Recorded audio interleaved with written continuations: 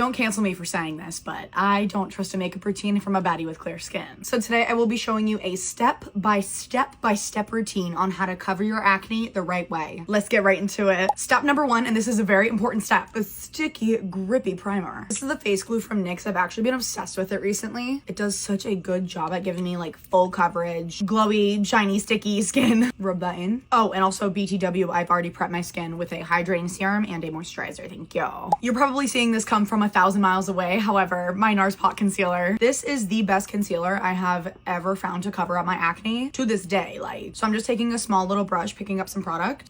Wait, why is this side really clear? Wait, I'm obsessed. This side needs some help though. So I'm gonna put this on my pimples, my acne scars, anything that I really wanna cover. Get into it. My problem areas are only my cheeks, so I put it there and I put it here, and that's it. I like to take a little fan and just let this sit for like 60 seconds, like not very long. If you let it sit for too long, it's gonna look dry underneath your foundation, so we don't want to do that, love.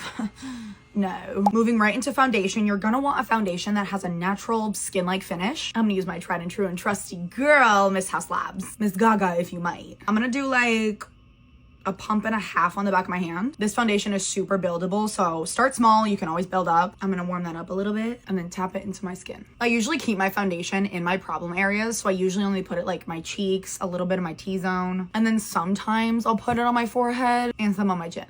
That's why I like tapping it into my skin versus just pumping it directly on, because you can really control where you put it. It's quite nice. Taking a large dense brush, I'm just gonna start blending this in, and you're gonna wanna tap. You don't smear, you tap. Just pressing it into the skin. Ooh, there's a little hair. Go away. I like to put my foundation right over my lips. Gives a good base for my lip combo later. Okay, I know I did say I usually just put it on my problem areas, but sometimes I put it all over, and you can't blame a girl. I do really try to avoid my under eyes, because then when I put concealer on later, it'll make it super cakey if you have like too much product there, you know? So I'm just gonna take my blender and kind of blend that up. I'm also just blending in my T-zone, but I'm not gonna use a booty blender on my cheeks and my problem areas, because that's gonna absorb the product and ruin your coverage. You know what I'm saying? You pick it up when I put it down.